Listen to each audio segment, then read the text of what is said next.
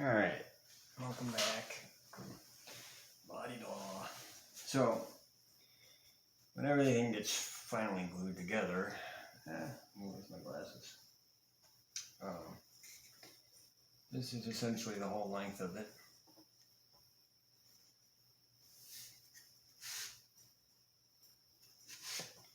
So where we're at right now is the booster stage. We got the fins glued on with a medium super glue, so I'll do a fillet yet. The engine ring in the end of it has been glued in. I did that with a Gorilla Glue. The only place I use Gorilla Glue is on things like this, engine blocks, thrust rings, centering rings. And it's specifically because Gorilla Glue expands 3 or 4 times its volume. Ideally, you would be in a situation that you could clamp it in place, but for things like this, because a lot of times these rings don't fit perfectly. So that bit of expansion helps make a really nice tight joint. No, Gorilla Glue is not the strongest glue, nor is it the best, nor is it the easiest to use. That is just what I prefer. So these 2 yellow tubes I taped together. They're the size of engines. So essentially in flight, that's how it would be configured as well. But I was looking and I noticed somehow my fin lines between the booster and the sustainer don't quite line up. I got the lines on the upper section off just a little. So what I'm going to do, these 2 pieces together, I'm going to try to kind of force them a little bit to get that joint as tight as possible. I'm going to throw a little piece of tape on there to keep them in line, redraw my fin lines. Not that much tape, hold on. I need like 10 inches. That's what she said. Okay.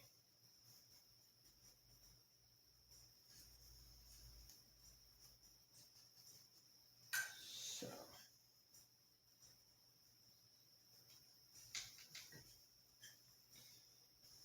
And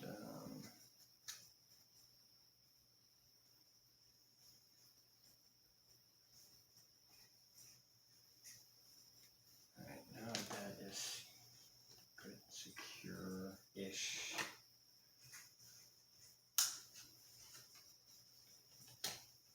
I'm going to draw a new.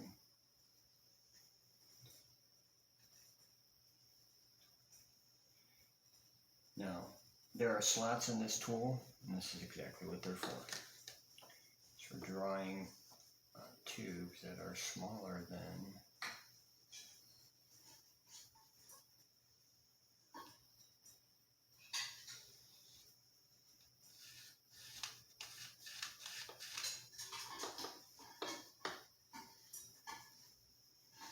that's much better.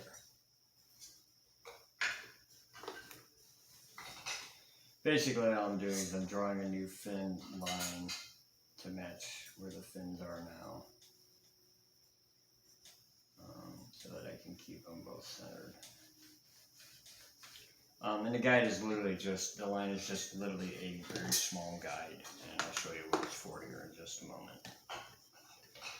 So I sealed these fins while they were still in the stock. I'm taking, normally I would use a sanding tee, because you get a nice good flat surface and you can get good even pressure. On this particular one I have made by Gator. It's Velcro, which I really like. It came with like I think 80 grit, 120 and 220. So right now I'm literally just taking 220 across the top of this. I know that's really loud, I'm sorry.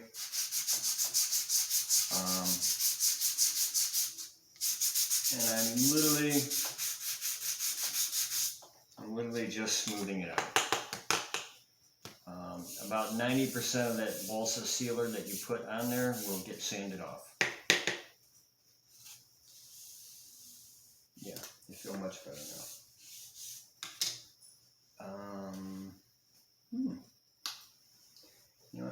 pause for a minute. I have to find my X-Acto blades. Oh, you're there. Come on. I don't know if you saw it in the other video. I gotta reflatten my cutting mat. I left it in my back seat and it got hot in the sun and got warped. So the idea I have is I think I'm gonna take a towel, lay a towel over it, and then iron it flat again. I'm gonna try that. So just gonna cut these fins out.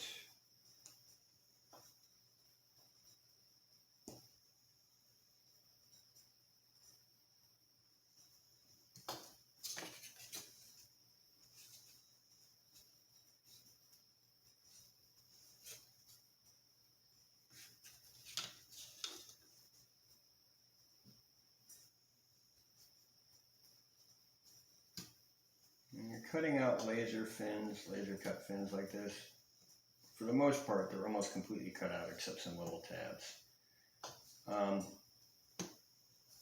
Just try cutting the tabs first. It's usually very tricky to try to follow that line, especially if you have a good sharp blade. You know, if you're trying to follow the laser cut line, you're going to have a hell of a time. You're going to end up gouging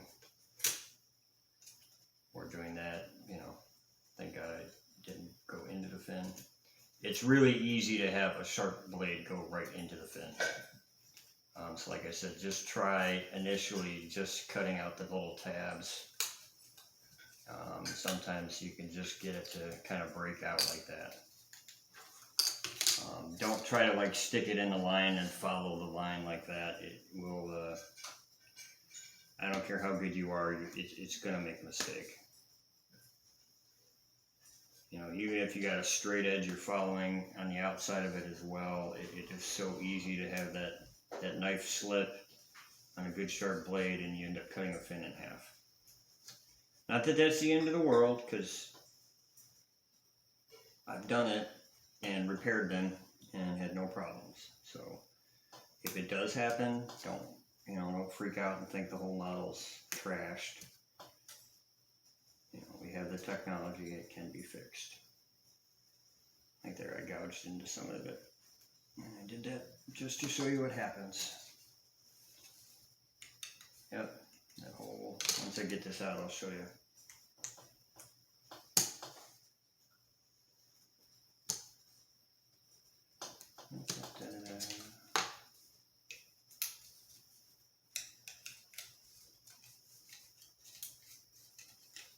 This is the disadvantage to sealing them while they're still in the main stock. Yeah. Let's see if I can show that. So what happens when you try to follow the line? Let's see if I can get it here. You'll see I got, yeah. See how that flakes down? That's a whole part of the top of that fin now. But I had to take that off and sand it because I thought I would be able to run that knife through there. So that's why you don't do that.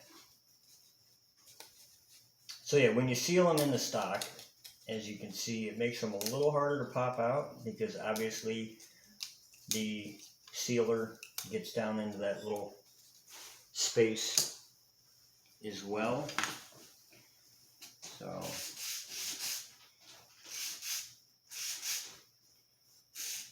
now,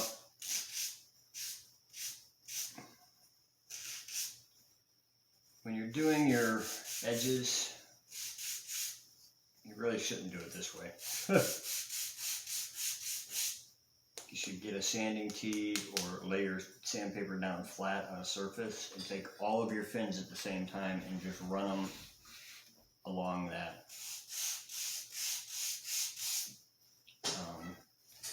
Balsa is not very dense, obviously, so it's really easy to sand a lot of it away really fast.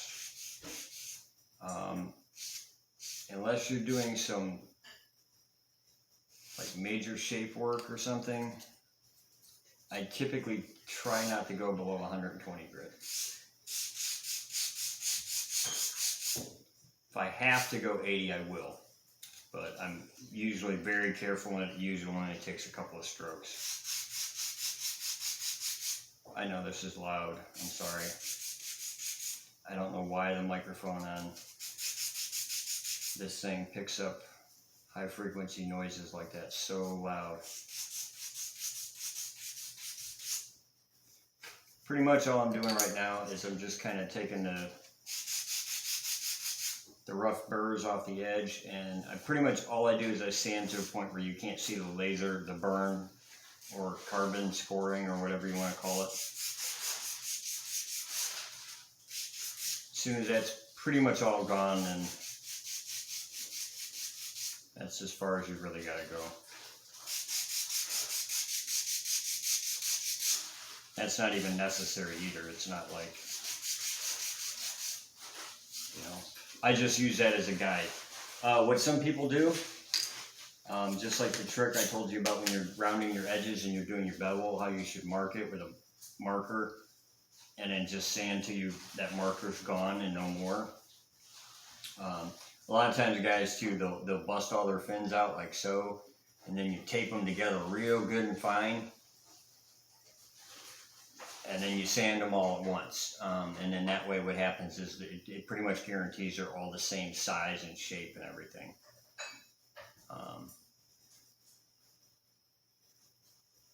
On littler models like this, it's not so important, but it's a good habit to be into, for sure.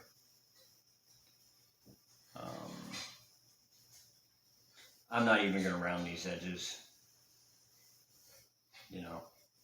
It says to do it in the instructions. It's not totally necessary. Obviously, it's going to help some with the aerodynamics and all that, but yeah. All right, so I got a bunch of these little clamps. I bought a set of clamps from, I think, Harbor Freight or something. Came with 2 little ones, 2 medium-sized guys, and then 2 bigger ones. Oh, I'll show that real quick. This is a shot cord and a shot cord mount. And what I did is, since it's just, you know, a typical Estes shot cord mount, which is just a piece of paper that you glue the shot cord into and you fold it over a few times. Well, when you first do that, if you're using just like wood glue or whatever, obviously it's not going to stay together right away. But to also flatten it out so that when I glue it into the body tube, it's not in the way as much, I just stuck it between 2 popsicle sticks and put a big old clamp on it and let it sit for like an hour or 2. So that'll be ready to install. Alright, I'll probably just use the smaller ones on this. So the idea here is this. I don't know if you heard my cat in the background there. You know, they haven't eaten in 3 hours, so they're starving. Yep. Here. It's like, oh my god, I'm dying. Sure you are. What's up, buddy? No. So, yeah, get this. Obviously, you want to have straight popsicle sticks, by the way. If you don't have straight popsicle sticks, this trick will not work.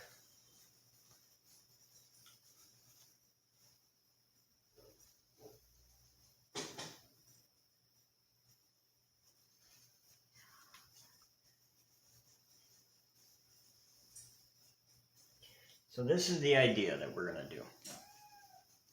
Sorry, I keep moving off camera.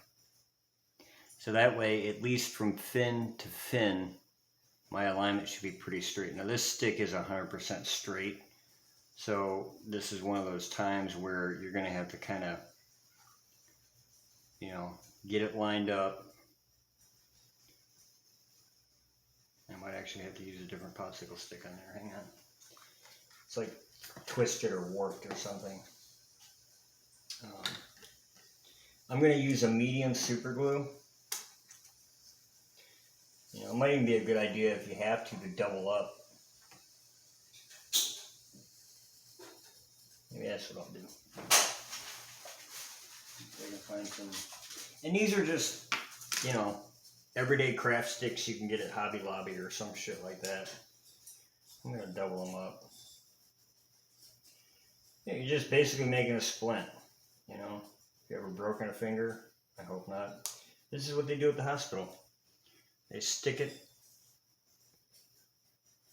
Now, ideally, I will be able to just glue that down.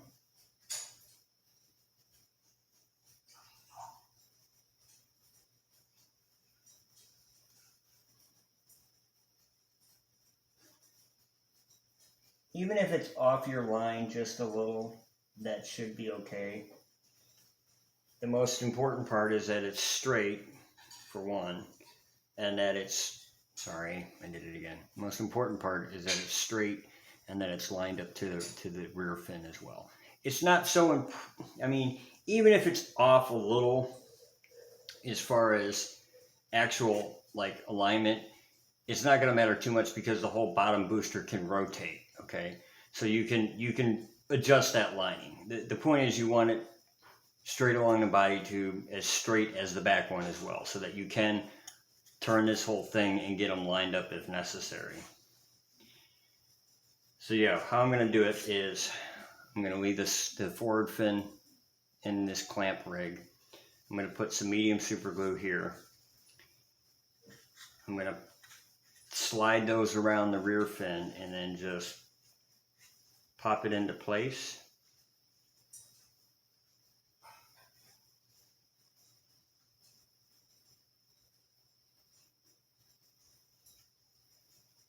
And then clamp the rear. Maybe I should do it.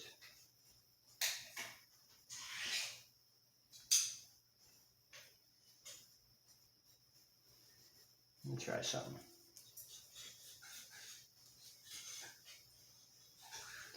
Let me try something. Yeah,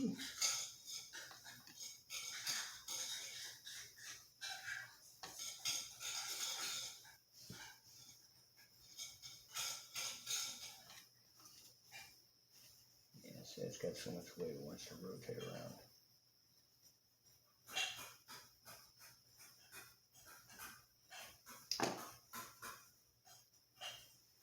Yeah, I'm going to do it this way.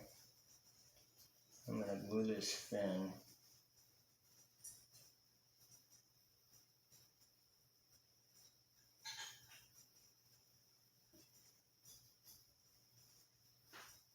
in place and then clamp it.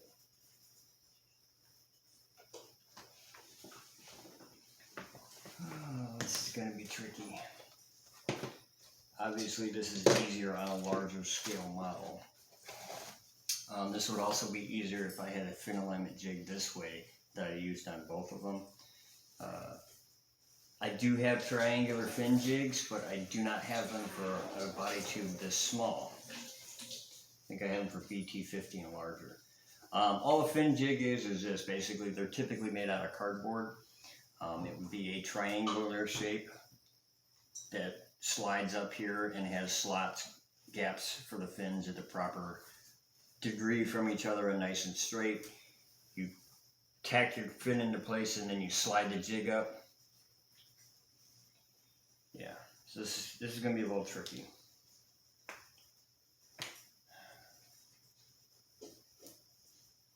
Oh, shit.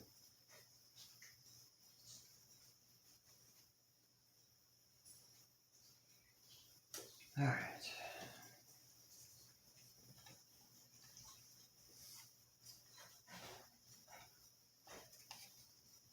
Hard part's going to be keeping this model from flopping around because with the clamp and everything on it, it's top heavy and it wants to rotate over. Which is the other reason I'm using like a medium or thick CA first to tack it in place. Takes a little longer to set up than water thin. You don't want to use water thin on this because it will wick up into the fin. Okay, I'm just going to hold it in place.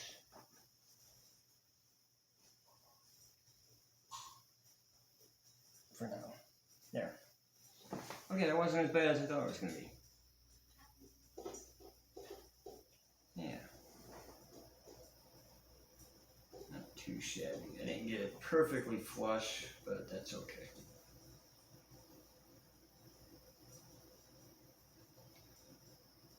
Yeah. So as you can see, it's not perfectly centered on my line, and I didn't get it exactly flush with the back of the tube here, but that's okay. I didn't get these exactly flush either. So it's little things like that that don't, you know, yeah, on a bigger scale kit it could make a big difference. But that's why I like doing lower power kits like this, because it's practice. You know, all the little tips, tricks, and experience you get on these is practice for the bigger ones. And this is another reason I'm using super glue, C8 glue, to just tack this in place. It's just some spray Insta-Set Cure. So once it's in place and I know where it's at, you know, I think this medium takes like, I don't know, 5 to 6 seconds to set. The super thin or water thin takes literally 1 to 2 seconds. And then the thick stuff can take like 10 to 15 seconds. So it's handy to have this stuff around, this Insta-Set. Once you get it into place and clamped like that, you just spray a little bit of Insta-Set and just does what it says. It instantly sets the glue so that I can ding, ding, ding, ding. This is basically the same idea as the it's like a shark now. Woohoo. It's pretty much the same idea as like the oh god, what do you call it, the Estes fin alignment guide thing that's got the these and then these clips that fit down over the fin. They hold the fin against this, and you have your body tube in here so you can glue it in place. And granted, a lot of these jigs and stuff are designed for when you're doing things with yeah, that narrowed it down, Chris.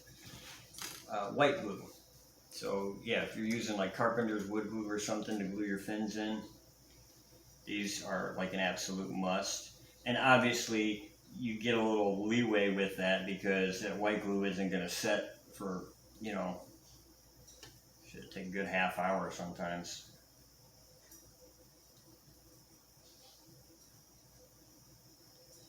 But that is why I'm using the CA, so that I can get everything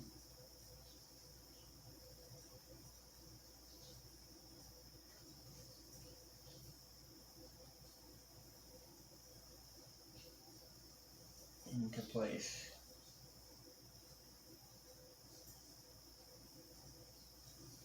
Yeah, now see, this one doesn't line up with the line hardly at all.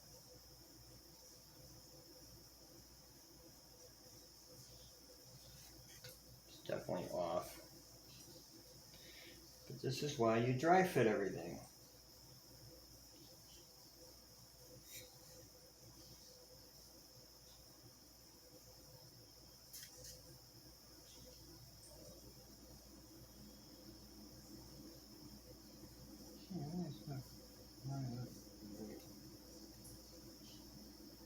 Oh, there we go. Okay.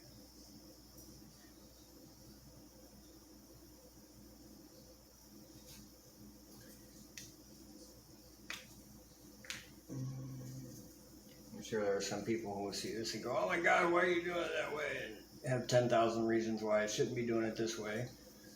And, you know, as with anyone else's video, this just happens to be the most recent technique I'm working with and on.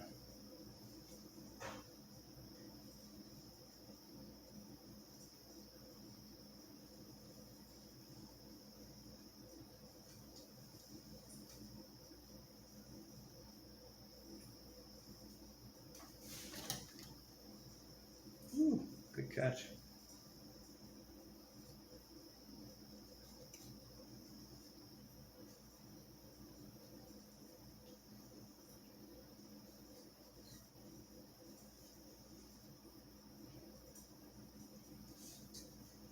I remember, like I said, this tool, you know, is designed to slide into a fin just like that. So if you know, you want to do one fin at a time,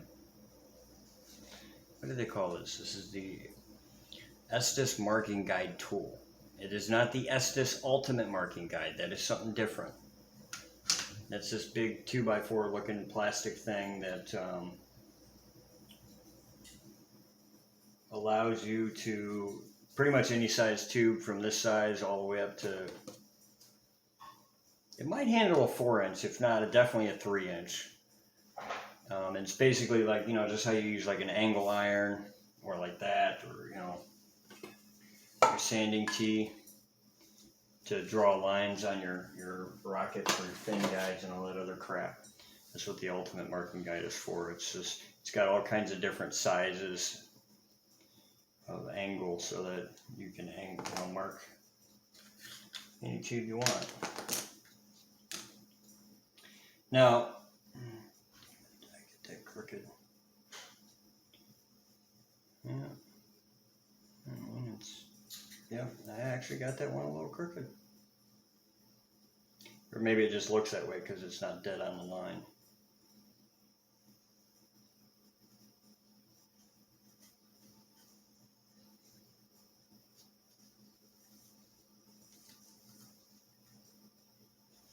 And that will happen, by the way. If you get something just a little off your original marked line, it might look crooked and it's really not. It just looks that way. And like I said, what's more important on this particular model, and with any multi-stage or split fin design, because you basically, if you got a model that's got split fins, you're doing the same thing right now. I'm running out of room. Suppose that's a good sign, maybe. Well, here's the center of gravity. That's pretty cool. Good to know.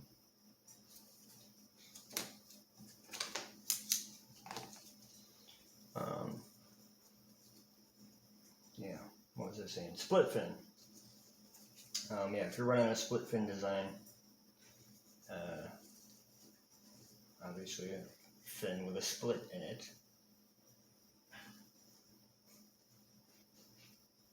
This is a really good technique as well.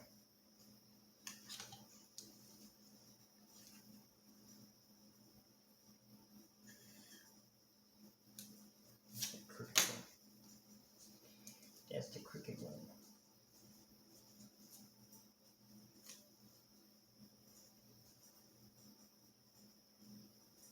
Yeah, like I said, it helps to make sure you have two fucking sticks that are pretty level and not twisted.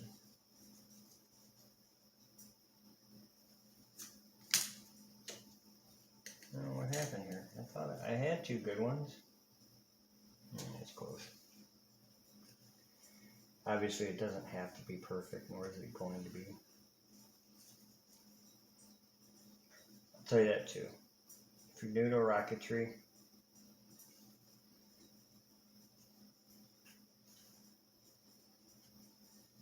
don't get hung up on perfection. It's not going to happen right away.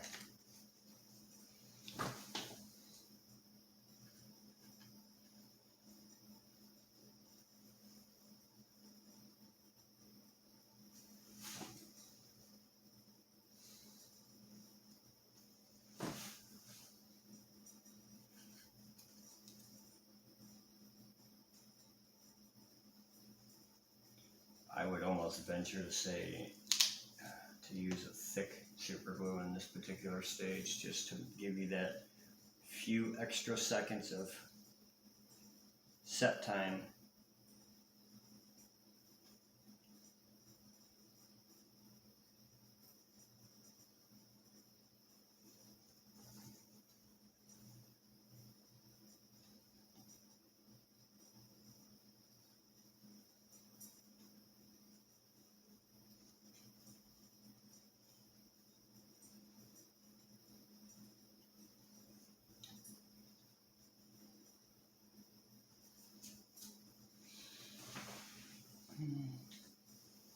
Now the other thing I didn't do, which a lot of guys will do this as well, and on a body tube this small of a diameter, it's not, probably won't even be noticeable.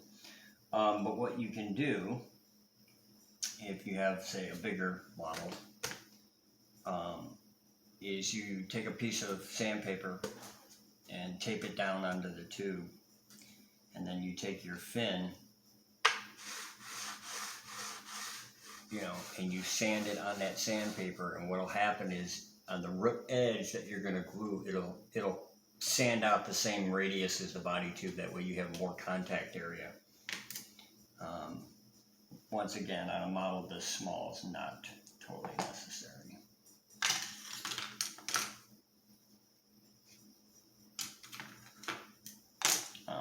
I really just wanted to show that technique more than anything. It's not like I actually had to use that technique because I'm using CA glue to put them in place. But it looks pretty good, pretty lined up there. So that's basically the whole model. Jesus, how I fit it in the camera here. Here we go. I believe it is 22 inches. Is what the thing said. And yep, that's exactly how the stages come apart. It's friction fit, so what that means is your engines will get taped together, and then when you put them in here, you'll put a piece of masking tape around the engine itself so that it's a real snug fit in the body tube of both stages.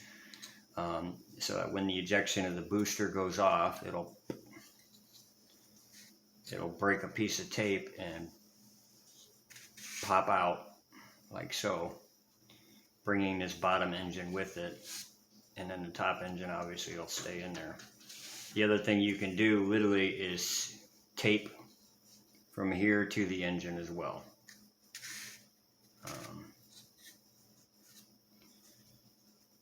Yeah, that's pretty much it.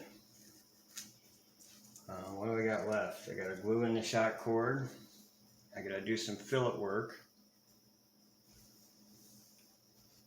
I already put a piece of masking tape on the nose cone to make it a tighter fit.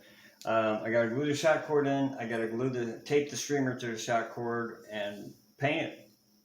I'm gonna put fillets on it to dry overnight, and that's done. You know, that's the other great thing about low power kits is, you know, if you wanted to, you could have one done in an afternoon.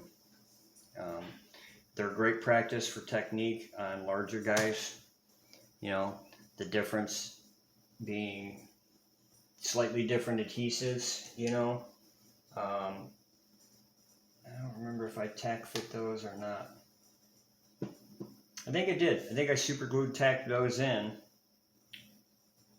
And then I just did the epoxy internal and external, which, you know, they're now hard as fucking concrete. I actually got to do some work on them. I was sanding those, and my second batch of epoxy, I didn't get my filler mixed in well enough. So I got a bunch of little pits. And by the time I sand all those pits out, I'll end up sanding most of the fillet away. So what I'm going to do is I'm going to do a new fillet, real thin one, on top of what's already there, to fill all those gaps and to give me a much smoother finish. Okay. I don't think I'll do any more on this one because, like I said, it's a matter of I literally have to glue in the shock cord, tape the streamer to it. When you do that, basically the streamer, you lay your shock cord here. Here, shit. You know, obviously you're not going to want it right at the end. So somewhere in the middle.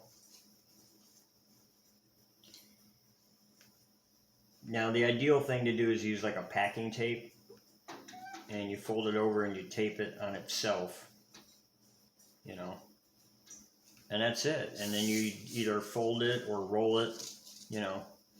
This model's light enough that streamer's fine. The booster stage comes down free fall or tumble, which is the other reason its fins are much bigger. These fins don't have to be that big. There's no performance advantage to it at all. But because this stage will free float by itself, the fins are big enough that it'll just kind of tumble down and won't, they'll create enough drag that it'll land softly and not break one of them. So yeah, I got to glue that in, which general rule of thumb for shock cords is you want at least, a finger all the way in. Especially if you have parachutes. If you have parachutes, you want to go, 3 inches usually minimum. So you have enough room to get the chute in there, because sometimes what will happen is this little guy, and this is the other reason you use like white glue or almost, wood glue or something on this, so it still remains a little bit flexible. Okay.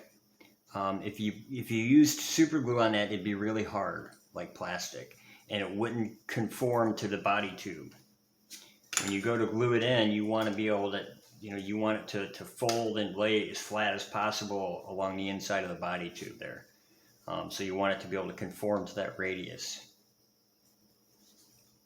So yeah, use white glue on those. Or very, very little super glue.